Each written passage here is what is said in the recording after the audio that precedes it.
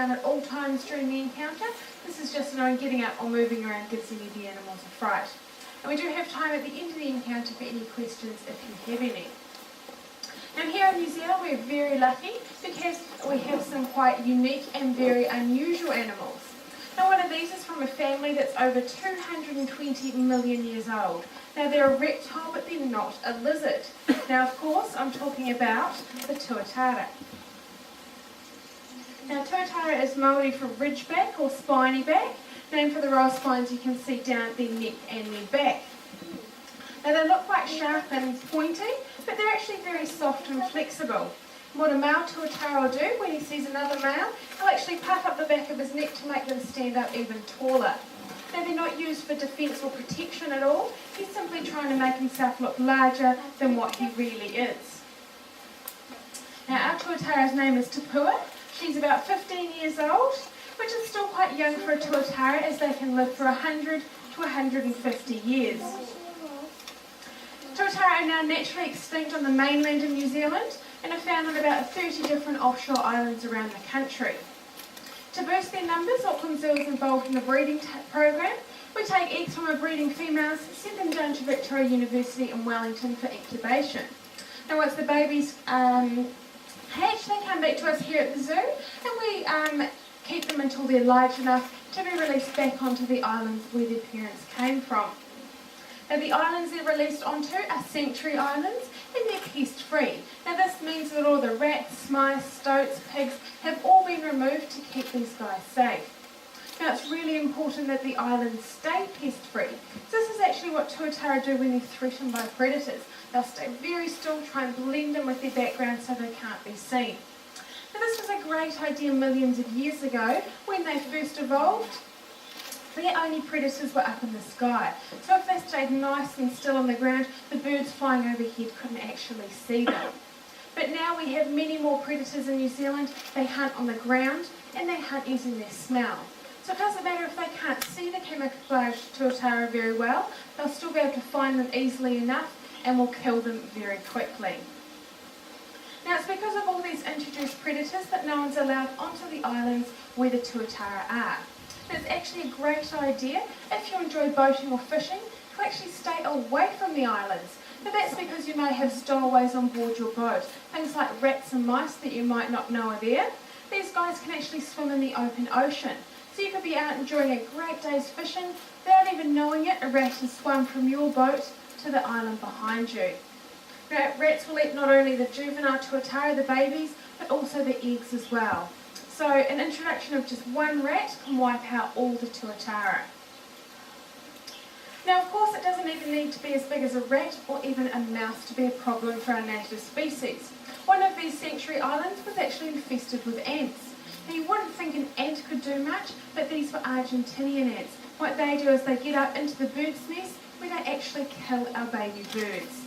So we just ask for awareness. Just be aware of what you may accidentally introduce when you visit these wonderful sanctuary islands. Awareness may just save a Tuatara's life like Tapua here. Now of course by keeping the islands pest-free, we not only help the Tuatara but also our native bird species, just like the Kakariki. Now these guys used to be very common and found throughout all of New Zealand, but their numbers have dropped dramatically. And this is the main reason here, they come down to the ground to forage for food. This means they're very vulnerable to predation. Now numbers were once so great that they themselves were considered a pest, and they were considered a pest towards crops, gardens and orchards.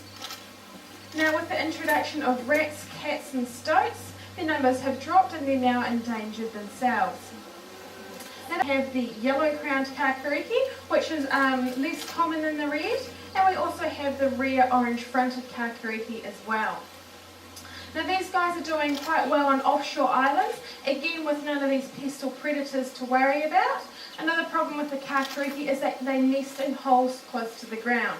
So if a predator like a stoat or a rat decided to give that nest hole a visit, they've got no escape. So they're very easily trapped, cornered and killed on those nests. But as I was saying, they do quite well in these pest-free islands, these sanctuary islands. So It's quite unlikely though that you're going to see them in the mainland when you go for walks in the bush. But don't think there are no animals around you. If you take your dog for walks in the bush, always keep them on a lead, because you never know what might be hiding underneath a bush, a log like we've seen earlier, or even a stump like this one here. And this is Karu, and she's a North Island brown Kiwi. Now, sometimes she'll have a bit of a forage around for food, sometimes she'll just sit quietly and pretend that we're not here. But it's up to her what she does today. Now, the Kiwi is a very unusual bird. They have many features that are actually more like a mammal than a bird. And one of these is their feathers. Their feathers are actually very loose and shaggy, more like the coat of a mammal. Now, if they had feathers like other birds that actually lock together, they'd be torn apart as they move through the undergrowth. Now, they also have a body temperature closer to a mammal than a bird, and they have 2 ovaries where other birds just have 1. And they even have whiskers around their face, if you can see close enough, just like a cat.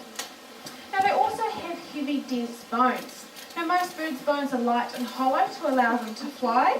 Of course, not only is our Kiwi flightless, but they actually rely on their legs as their defence.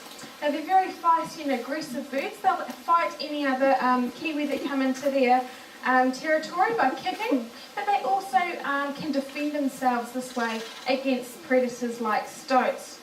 Now, of course, it's the older, large Kiwi, the adults, I don't want anymore, that can do this. The young Kiwi, the juveniles, as I said, it's up to her. She's had enough of the paparazzi. The young Kiwi can't defend themselves this way. They're too small. So what we do is protect them in this vulnerable point of their life. So we're involved in a program with the Department of Conservation and the BNZ Save the Kiwi Trust. And the Department of Conservation will bring us eggs from up north near Whangarei. We'll incubate these eggs, and once the Kiwis hatch, they stay with us for a few weeks to make sure that they're doing well and putting on weight.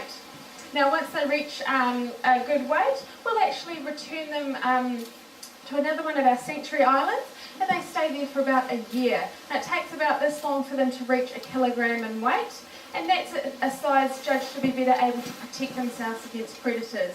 So at this point, they're collected off the island and taken back to the mainland and released where they originally came from. Now, the stoat in New Zealand is the #1 killer of Kiwi, but people's pets do play a part as well. Now, a lot of people think that their family dog couldn't do something as awful as hurt or even kill one of our national icons, but their natural hunting instincts do take over. Now, when people hear about dogs killing Kiwi, they automatically assume it's hunting dogs or stray dogs that are hunting to kill, hunting to eat. It's actually not the case whatsoever. It's people's pets that they've just let go free, and they don't know what they're up to. And that's why we say keep them on a lead. You're in control at all times, and you know where your dog is at all times. So just remember, all of your actions do make a difference to New Zealand native animals, but whether they are good or bad is completely up to you. Thank you for coming to the encounter. I hope you enjoyed it, and enjoy the rest of your day at the zoo, even with this weather. But if anyone has any questions, feel free to ask on your way out. Thank you.